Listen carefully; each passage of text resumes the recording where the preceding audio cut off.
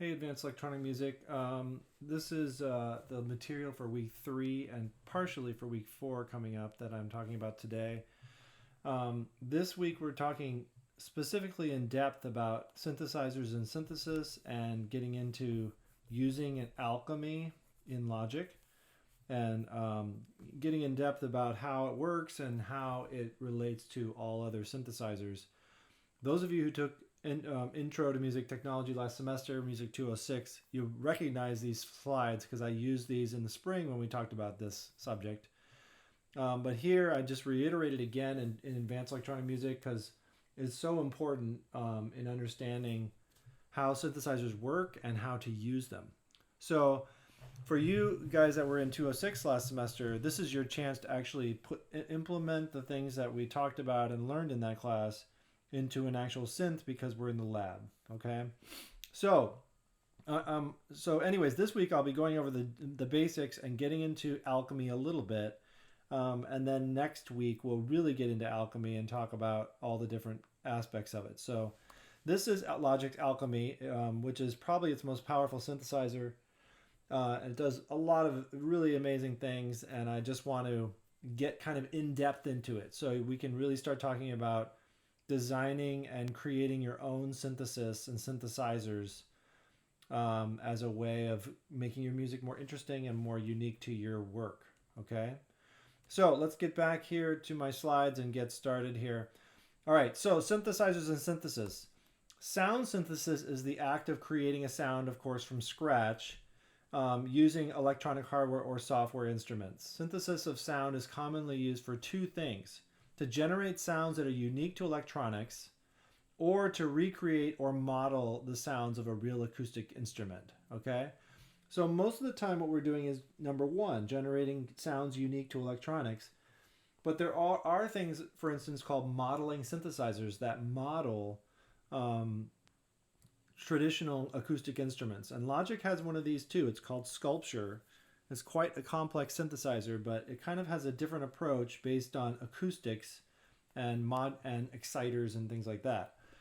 But for the most part, our synthesizers are number one, generating unique sounds with oscillators. Okay, so a synthesizer is an acoustic instrument designed to generate audio signals, and there are different types of synthesizers. So I just mentioned one. It's called a modeling synthesizer.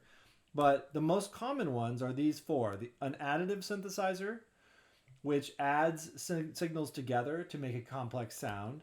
A subtractive synthesizer that usually uses filters to create sounds that are more focused through filtering, which is subtracting signal from them. FM synthesis, which is called frequency modulation. And then the last one, really common right now, is wavetable synthesis. And if you know anything about Massive or Serum, which are two wavetable synthesizers, they're very popular. They're less popular than they used to be, but they were really in 2014, 15, 16, when dubstep was reigning, those synthesizers really were very important and everywhere in music. So yes, to go over this very quickly, additive synthesis is the process of creating a synthesizer by combining many simple waveforms. Subtractive synthesis, again, does the opposite, right? It's about subtracting frequency from a band to create a synthesizer. FM synthesis is essentially, if you want to think about this as multiplying frequencies together and their amplitudes to create unique sounds. It is a very common synthesizer technique and was invented in the late 70s and really dominated the 1980s synthesizers. And then the last one is the wavetable synthesis, okay, which is actually a more modern and new take on synthesizers. And it's a synthesizer that creates wave sounds by cycling through a table of oscillators or waveforms. And this is actually Serum, which is a very popular and totally amazing synthesizer that is really great and very popular for designing wavetable synth. So, and now let's get into some global attributes of almost every synthesizer, all right? And we're going to find these things in just synth after synth after synth. The first one are the oscillators.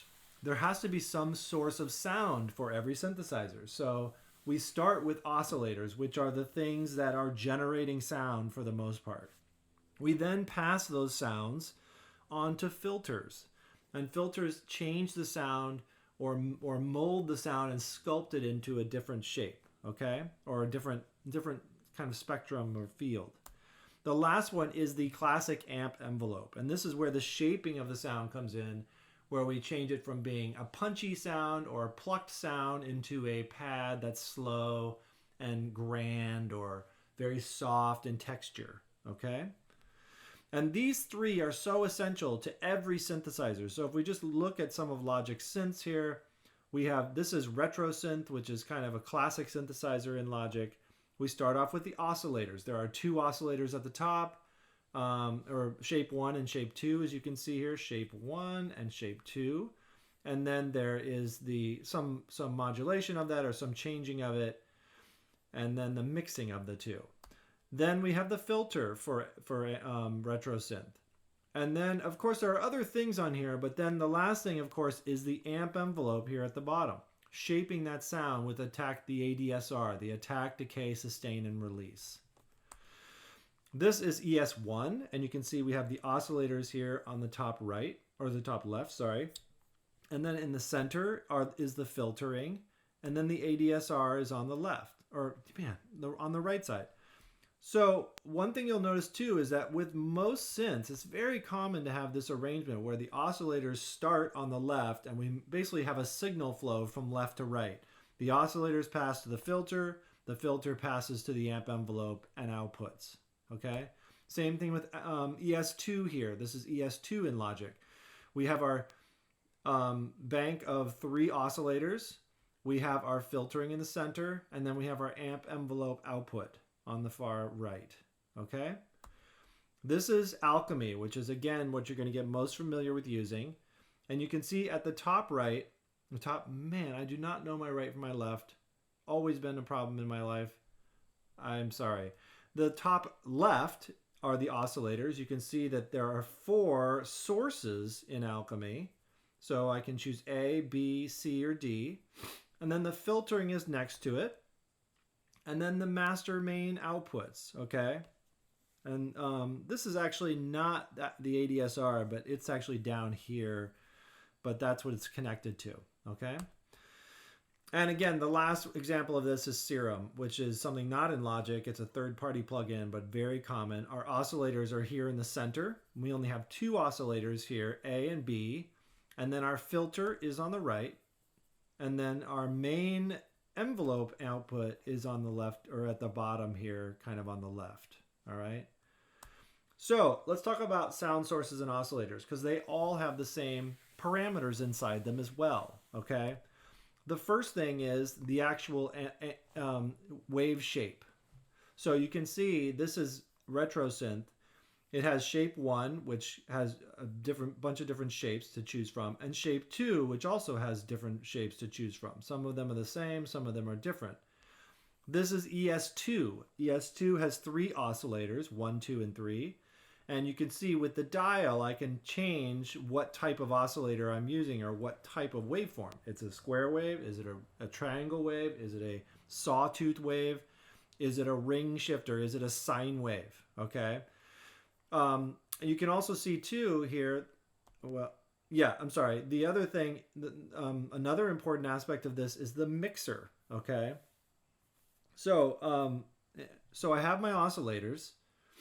I have the second thing that matters in your oscillator sound source area is the oscillator levels, okay? So for every synth, there's how loud is every single oscillator. How am I mixing them together?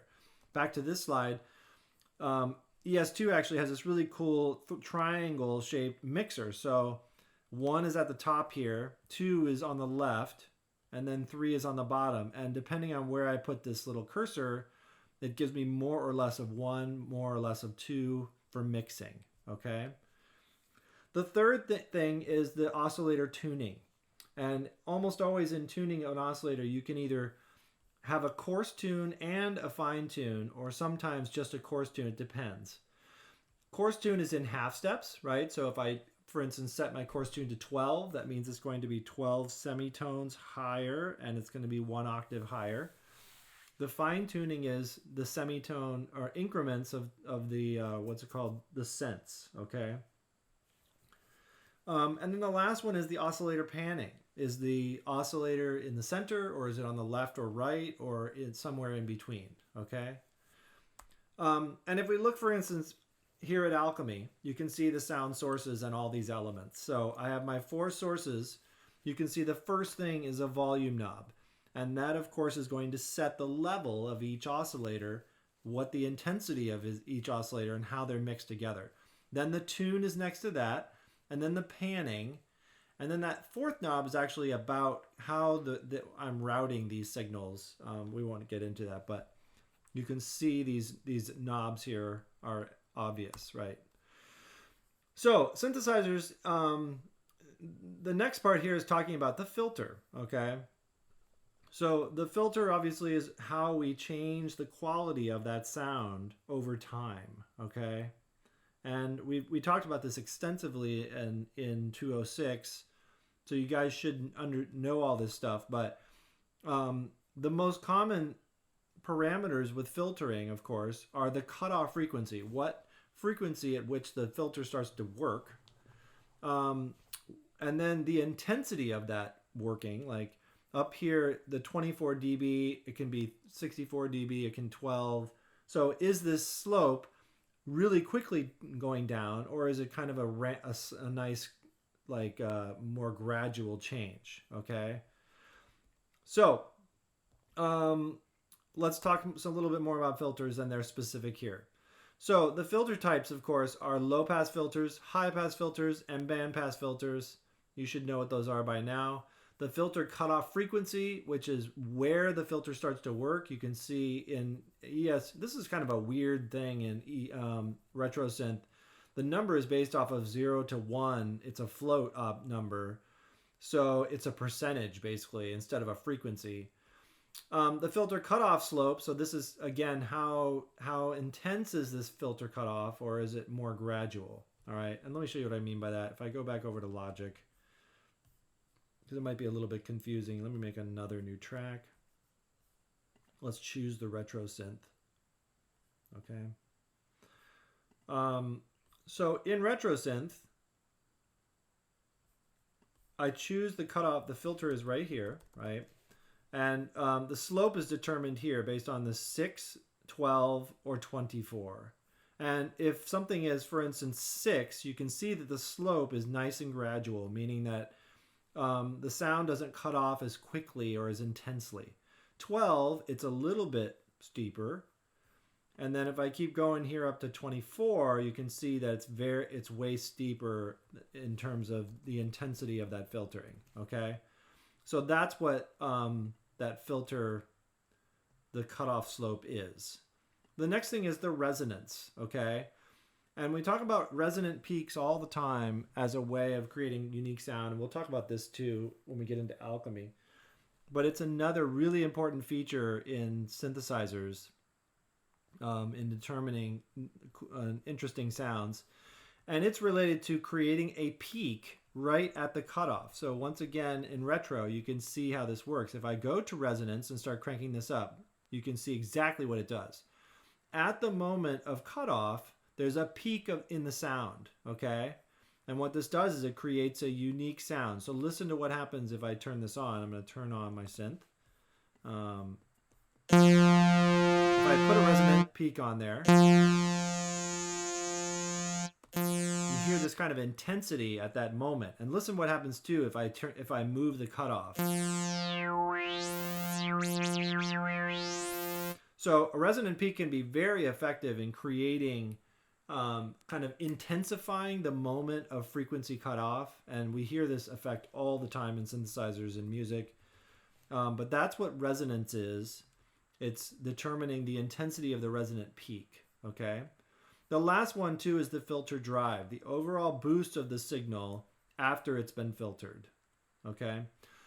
So in Alchemy, we see this. I'm not going to get, I'm skipping a bunch of these slides. We went through all this stuff already. But actually, this is a good example of drive.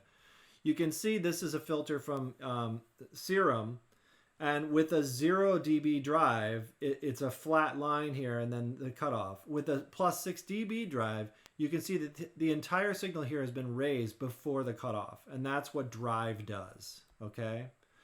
So, anyway, so that covers the basics. Let's talk about all these things in Alchemy then, all right?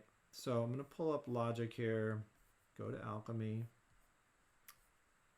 and we'll get to the amp envelope as well, just not in this video. So when we talk about the sound sources, let me pull up my keyboard again. The sound sources, of course, in Alchemy are these 4 oscillators. So if I hit the keyboard, you can see that it's showing the level of the sources. So for instance, if I wanted more of source A, I could increase the volume here. It also shows you when it starts to clip, okay? I could also change the tuning. So listen to what happens if I take the first one and crank it up an octave, all right? So now one of the sounds is an octave higher, right? You can hear that octave intensity. If I want to go up a perfect fifth, I would go to semitone 7. And then oscillator B now is playing a perfect fifth. It's a little bit getting lost in the mix, so let me turn it down. Now we can hear it. So I now have oscillator A and B tuned a little different from the original sound, right? And so the collective sound of all 4 of these oscillators together is kind of an octave plus a fifth in there. Okay? So, and if I want to do some more fine tuning of each oscillator, I can click on A, B, C, and D. Okay? And that takes me to more parameters for these individual oscillators. Global, again, shows me all 4 of them. If I click on A, it shows me just the first one, or A. And this is, again, where the fine-tuning exists. You can see these are my cents, right? So if I want to detune something, this is where I'm going to do it, okay? There are also lots of other things to do with this sound. I can change all kinds of stuff, but just so you have a sense of how I can do this. If I want to, for instance, only have 2 oscillators, what I do is I hit this D and C and D buttons, and it will remove them or turn them off, basically. So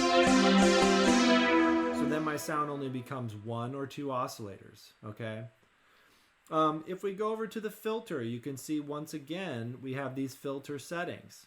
So I can choose, for instance, 12, smooth, edgy, creamy, rich, who knows, gritty, okay? This adds some kind of like intensity to it. Here's my resonant filter changer, right? So if I want to add that intensity to the edge of the sound, I can do that. I will also explain later these yellow lines around the edge, but this shows you the basics of my filtering in Alchemy, okay? So again, we have the sources here, which are always something you have to choose from. And again, if I go to every source, if I go in here, I can see there's a huge list of them. I can choose fairly complex sounds. Let me just turn these off. To very simple sounds. If I go to basic square wave. Now, this sounds complicated because of the filter. Let me turn that off.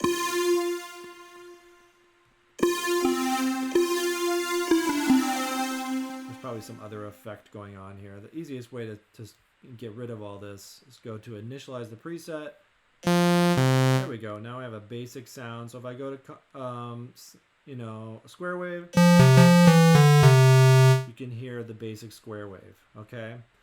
So, these are where our sources come in and where we can choose all sorts of different things. There's huge lists here, and you can even download way more than this.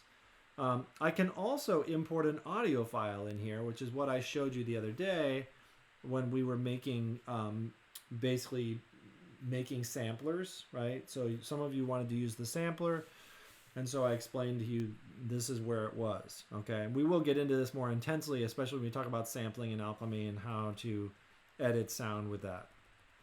So anyways, just to reiterate again, and I haven't decided yet, but I think I'm going to do a second video this week just to reiterate some stuff and to continue on with this, talking about ADSR, which you should all know by now.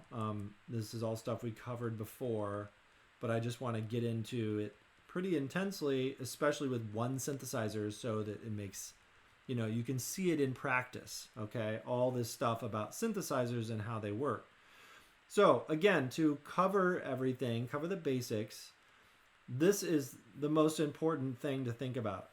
The fact that every synthesizer has sound oscillators or sound sources, right? And they may not be oscillators. They could be actually samples, right? They could be recordings of something. And then they are passed to the filters. And then those filters pass the sound to the amp envelope, okay?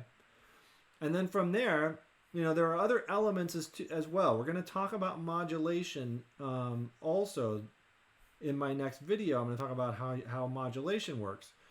Modulators are basically another way of creating sound, or a way of modifying the sound in real time. And they're really useful and powerful. And so we use them and see them all the time in hardware and software. So, but that covers the basics, all right? So your assignment for this week is going to be to make another, start another project, or actually you could even work from your previous one and start integrating a synthesizer into it, okay? So if you wanted to start with your soundscape, you could, but you need to implement Alchemy into your project now and start thinking about the sound design of that specific Alchemy instrument, okay? And then we'll get into using it, how exactly it works. In class, I'm going to cover this more, obviously, extensively and talk about Alchemy specifically, answer any questions, and help you work on it, okay? So I will be posting this video, and I will talk to you soon.